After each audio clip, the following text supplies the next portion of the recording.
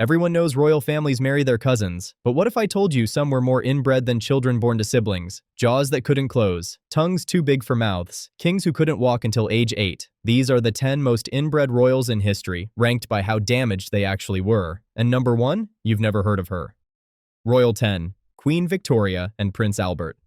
Victoria and Albert were first cousins, same grandmother. When they married in 1840, nobody cared. This was normal for royals, expected even. They had 9 children. Victoria herself was fine, mentally sharp, ruled for 63 years, but she carried something hidden in her blood, hemophilia. It's a disorder that stops blood from clotting. A small cut can make you bleed for hours. A bruise can fill with blood that never stops pooling. Victoria passed the mutation to 3 of her children, her son Leopold, who had it, and 2 daughters, Alice and Beatrice, who were carriers. Leopold died at 30 from a fall, a minor tumble. The bleeding in his brain wouldn't stop. Alice and Beatrice married into royal families across Europe, Russia, Spain, Germany. The mutation went with them.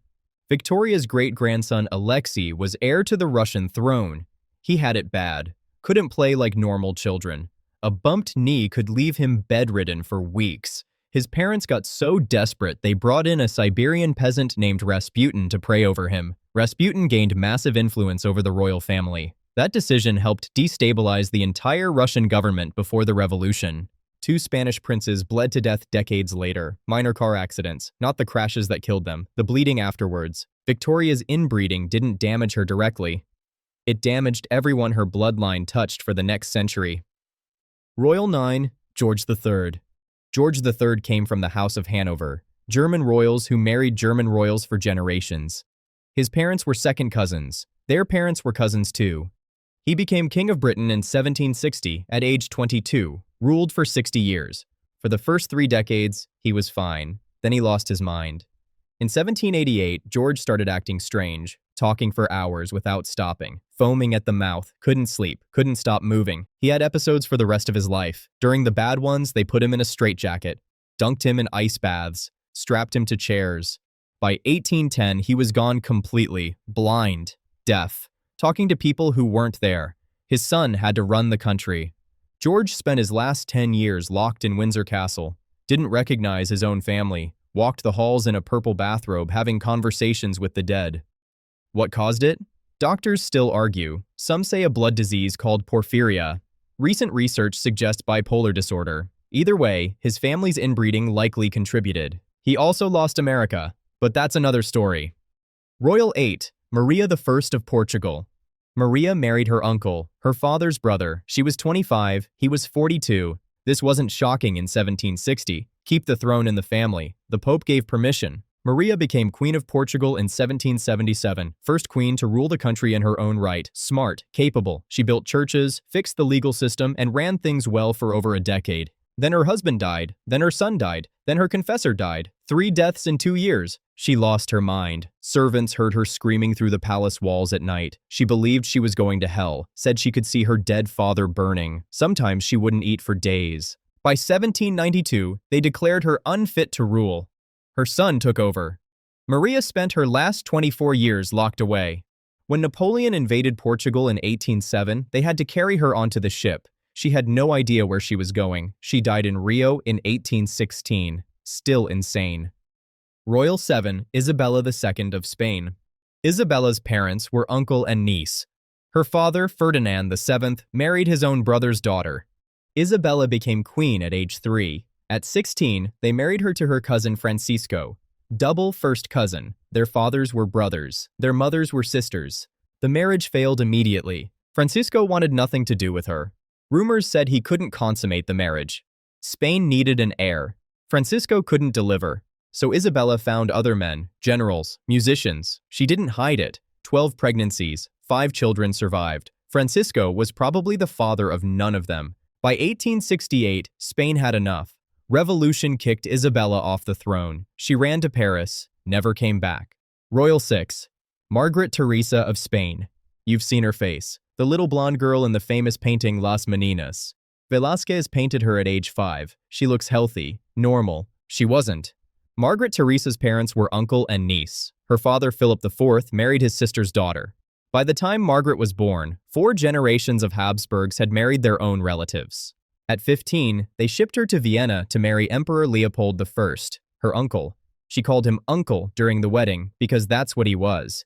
Then came the pregnancies. 6 and 6 years. Her body couldn't handle it. First child died at 3 months. Third died within hours. Fourth died at 2 weeks. Then 2 miscarriages. 1 child out of 6 survived. Margaret's health collapsed. She died at 21, still pregnant, married to her uncle, 5 dead children. Her only surviving daughter, Maria Antonia, will show up later in this list. Royal 5, Ferdinand I of Austria. Ferdinand's parents were double first cousins, same 4 grandparents on both sides of the family tree. He was born in 1793 with a head too large for his body, fluid built up in his skull, hydrocephalus, he had epilepsy, up to 20 seizures a day. But he was the eldest son, so they made him emperor anyway. Ferdinand became Emperor of Austria in 1835. He couldn't rule, couldn't follow conversations, couldn't make decisions. A council of advisors ran the empire while Ferdinand sat on the throne and smiled. He caught flies and put them in jars. He rolled himself across the floor in wastepaper baskets. Servants tried to stop him. He threw tantrums. One day the kitchen told him he couldn't have apricot dumplings because apricots were out of season. He shouted, "I am the emperor, and I want dumplings." That was Ferdinand, Emperor of Austria, fighting his own kitchen for dumplings. When revolution hit Europe in 1848, his advisors told him to give up the crown. Ferdinand agreed. He probably didn't understand what was happening. He lived another 27 years after that, by all accounts happy. No stress, no responsibilities. Royal 4, Don Carlos of Spain. Don Carlos should have had 8 great-grandparents. He had 4. His parents were double first cousins. His inbreeding coefficient reached 21%. He was born in 1545. Problems started early. His head was too big. One shoulder sat higher than the other. One leg shorter. He didn't talk until he was 5. As he got older, things got worse. Don Carlos was violent. He beat servants for small mistakes. Contemporary accounts describe him roasting animals alive. He tried to stab people, attacked a duke with a knife. In 1568, his father Philip II gave up. He had his own son arrested in the middle of the night, locked him in a room in the palace. No trial, no announcement. Don Carlos died 6 months later, age 23. Official cause was a fever. Nobody knows what really happened in that room. His father never spoke about it again. Royal 3, Charles II of Spain. Charles II is the face of royal inbreeding, the one everyone talks about. His parents were uncle and niece. His family tree is so tangled, scientists still study it today. His inbreeding coefficient was 25.4%, higher than children born to siblings. He was born in 1661. The problems showed up immediately. Charles couldn't breastfeed properly. He needed 14 wet nurses working in rotation to keep him alive. He didn't walk until age 8, didn't talk clearly ever. His jaw was so oversized his teeth didn't meet. He drooled constantly. His body never worked right, constant stomach problems, weak bones. He looked decades older than he was. Doctors at the time blamed witchcraft. They called him El Hechizado, the bewitched. They performed exorcisms. Didn't help. Charles became king of Spain at age 4. He ruled for 35 years. Never really ruled anything. His 2 wives tried for years to produce an heir. Nothing worked. His autopsy revealed 1 shriveled testicle, completely black. He died in 1700. Age 38. No children. The Spanish Habsburg line died with him. The fight over his throne started a war that killed over 1 million people. 13 years of bloodshed because one inbred king couldn't produce an heir. But here's the thing. Charles II wasn't the most inbred, not even close. Royal 2, Alfonso XII of Spain. Alfonso XII was more inbred than Charles II on paper, 25%. His parents were double first cousins. He should have been a mess. He wasn't. Alfonso was born in 1857, grew up healthy, normal, handsome. He could walk, talk, think, rule, married twice and had 5 children. How does a king more inbred than Charles II turn out fine? Simple. His father probably wasn't his father. Remember Isabella II? The queen who had affairs because her inbred husband couldn't perform? Alfonso was her son. Officially, his father was Francisco. But everyone at court knew the truth. Isabella had lovers. A captain in the royal guard. Any of them could have been Alfonso's real father. If his real father was someone outside the family, those numbers mean nothing. Alfonso died young anyway. Tuberculosis at 27, nothing to do with inbreeding. The numbers lied. Royal 1, Maria Antonia of Austria.